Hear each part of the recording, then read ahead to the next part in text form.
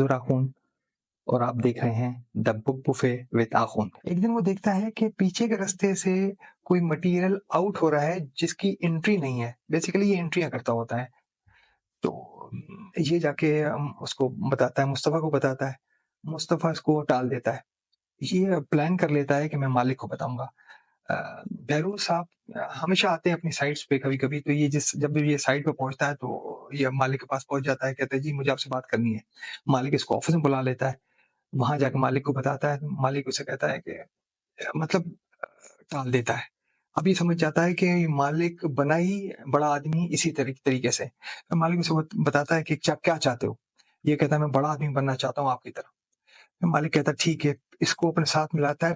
पहले कहीं से कंसाइनमेंट आने वाली होती है उसको रिसीव करने के लिए, कोई माल आ रहा होता है मंगल उसको रिसीव करने के लिए। तो ये अभी वहाँ पहुँचता है, तो छापा पड़ जाता है पुलिस का और पुलिस इसको उठा के ले जाती है परीज़ात को। और वो आँखें बंद करके उसको बहुत मारते हैं, उससे पूछते हैं किसने तुम्हें भेजा है बताओ?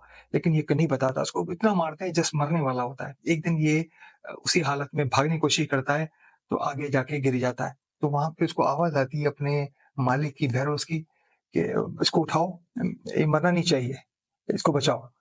फिर उसको पता चलता है बाद में कि मेरे मालिक ने मेरा एग्ज़ाम लिया था, इम्तिहान लिया था कि मैं कितना वफ़ादार हूँ। मालिक उससे कहता है तुम बहुत वफ़ादार हो।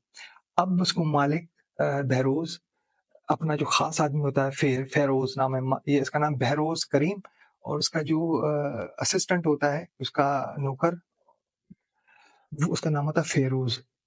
तो ये इसके साथ बोलता है कि तुम भी मेरे है ना, आज से राइट हैंड हो, फ़ेरोज़ की तरह राइट हैंड हो। अब ये लैला सबा का गार्ड बना देता है परीज़ात को, ताकि वो उसको प्रोटेक्ट करे। लैला सबा हमेशा सुबह निकलती है इसके साथ या किसी वक़्त भी निकलती है, वो किसी शॉपिंग मॉल में इसे बाहर वेट कराती है और वो निकल जाती है। और बहुत-बहुत देर देर से आती है। इसको थोड़ा-सा शक होता है, उसके बाद फिर लैला उसको बताती है कि मेरी दोस्त है, मैं उससे मिलना चाहती हूँ, घर पे मैं तनहा बैठती हूँ, तो मैं इसलिए जाती हूँ उससे मिलने के लिए।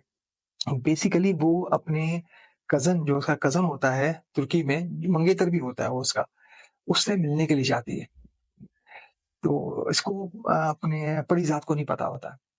एक दिन बहरोज़ करीम को पता चल जाता है, वो छापा मारता है।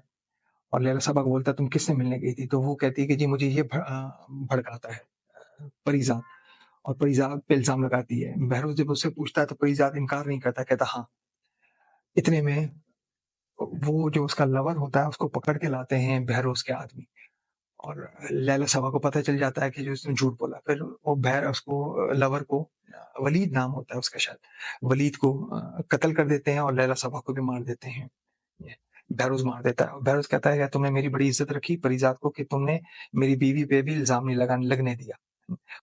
लैला साहबा बेसिकली बड़े अच्छे ख़ानदान की होती है। तो ये इन्वेस्टिगेशन शुरू हो जाती है इस कत्ल की, वलीद के कत्ल की और लैला साहबा के कत्ल की इन्वेस्टिगेशन शुरू हो जाती है।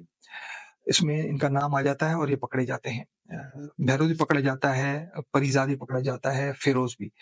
बहरोज़ सारा इल्ज़ाम अपने आप पे ले लेता है और फ़िरोज़ पे भी, तो उसको सज़ाए मौत हो जाती है। मरने से पहले वो सारी अपनी डिस्ट्रीब्यूट कर देता है, जितनी भी दौलत होती है ना, परीज़ाद को बहुत दौलत देता है। अच्छा, परीज़ाद के पास जैसे ही दौलत आती है तो दौलत अगर आप कहीं इन्वेस्ट करेंगे तो मल्टीप्लिकेशन होती है। अगर आपने ₹2 डाले तो ₹2 मिलेंगे, अगर आपने 2 करोड़ डाले तो 2 करोड़ रुपए मिलेंगे। तो इसलिए जब ज़्यादा पैसे होते हैं तो वो बहुत जल्दी अमीर हो जाता है। लेकिन वो देखता है कि वहाँ की पुलिस उसको भी घेरे में ले रही है, तो वो सब कुछ छोड़-छाड़ के वहाँ पर पाकिस्तान पहुँच जाता है कि पाकिस्तान से मैं उसको ऑपरेट करूँगा, जितनी भी कंपनीज़ हैं। पाकिस्तान में आता है, सब उससे मोहब्बत करते हैं क्योंकि बहुत अमीर होता है, तो ये पहले हम देखते हैं लुब्ना, लुब्ना एक अदाकारा बन जाती है, लेकिन ज़्यादा अच्छी पॉपुलर अदाकारा नहीं होती है। फ्लॉप अदाकारा जिसे कहते हैं। ये उसके लिए फ़िल्म बनाता है, उसके पैसे लगाता है, प्रोड्यूसर बनता है और उसकी फ़िल्म कामयाब होती है, उसको कामयाब करता है। ये आता है नाहिद के घर पे, तो देखता है नाहिद और उसकी माजिद की शादी हो चुकी है, बहुत अब लोअर मिडल फैमिली के हो गए हैं, और उसकी नौकरी भी नहीं रही माजिद की, तो ये उसको नाहिद से मिलता है, उसे कहता है माजिद को मेरी फैक्ट्री में भेजो, मैं जॉब देता हूँ, तो उसकी भी हेल्प करता है। उस्ताद मस्ताना के पास आता है, उसकी भी हेल्प करता है। एक मर्तबा एफएम रेडियो से फ़ोन आता है एक लड़की का, एनी का, तो वो कहती है कि जी आप अच्छे शायर थे, मैंने मालूम किया है, और आप मेरे 15 मिनट चाहिए, ऑनलाइन लेना चाहती हूँ रेडियो पे आपको, तो वो उसको एफ़एम पे ऑनलाइन लेती है 15 मिनट के इंटरव्यू पे। उसके बाद वो उससे मिलने के लिए एनी आती है और एनी उससे कहती है कि मैं आपको मुजस्समा बनाना चाहती हूँ। ये बहुत इनकार करता है, जब उसको पता चलता है कि वो तो अंधी है, फिर ये एग्री हो जाता है। इसी से इसकी मोहब्बत हो जाती है, परीज़ात को एनी से मोहब्बत हो जाती है। एनी परीज़ात चाहता है कि एनी का ऑपरेशन कराऊँ मैं। और वो उसको ऑपरेशन कराना चाहता है, लेकिन सोचता है कि जब उसकी आँखें आ जाएँगी तो मेरी जो शक्ल देखेगी वो उसको पसंद नहीं आएगी। इतने में एक और कैरेक्टर इन होता है, वो होता है डॉक्टर अदनान, वो कज़न होता है एनी का। तो इसको बड़ी जेलसी होती है, ये एक मरतबा मारने के लिए भी भेजता है। इसका जब ये पाकिस्तान आता है परीज़ात, तो कबीर नाम के एक आदमी को, जो कि फ़िरोज़ का रिश्तेदार होता है, उसको अपना एज़ अ बॉडीगार्ड रखता है। उसको भेजता है अदनान को मारने के लिए, लेकिन बाद में वो इरादा तर्क कर देता है। फिर परीज़ात मजबूर करता है एनी को कि वो ऑपरेशन कराए, और अदनान के साथ वो चली जाती है ऑपरेशन कराने के लिए। अब यहाँ पर ईज़ा सोचता है कि जब ऑपरेशन करा के वापस आएगी, तो मेरी शक्ल देखेगी, मुझसे नफ़रत करेगी, मैं बर्दाश्त नहीं कर सकता। तो वो सब कुछ छोड़-छाड़ के, सब कुछ लोगों को बाँट के और वो निकल जाता है कहीं। तो जहाँ वो पहुँचता है, वहाँ पर अल्लाह ताला हर काम अच्छा करने लगता है। फॉर एग्ज़ाम्पल किसी को बारिश चाहिए, अगर वहाँ पहुँच गई है, बारिश हो जाती है, कोई आदमी कहता है जी मुझे मेरी बेटी की शादी नहीं हो रही, तो उसकी शादी हो जाती है। इस तरह लोग इसको बाबा समझने लगते हैं। फिर एट द लास्ट सीन में ये है कि एक प्लेटफ़ॉर्म पे ये पड़ा होता है, वहाँ पर एनी आती है और डॉक्टर अदनान आते हैं। ये एनी को पहचान लेता है और एनी इसको छू के पहचान लेती है इसको। फिर एनी कहती है कि देखिए, मैं अगर आप मुझे पता है आप मुझसे मोहब्बत करते थे और मुझे भी आपसे मोहब्बत थी। मैं आपको कभी भी है ना मायूस नहीं करती। लेकिन एट द लास्ट एंड में ये है कि ये यहाँ मर जाता है। और ये एंड था इसका।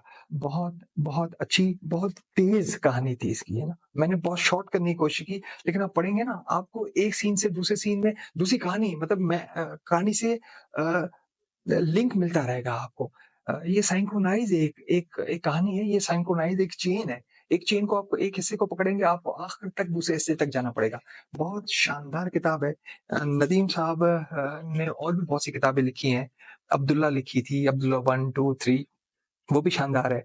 तो मेरी रिकमेंडेशन है इस किताब के लिए, ज़रूर पढ़िए, ज़रूर एक मर्तबा आप इसको आज़माइए। Thank you for watching.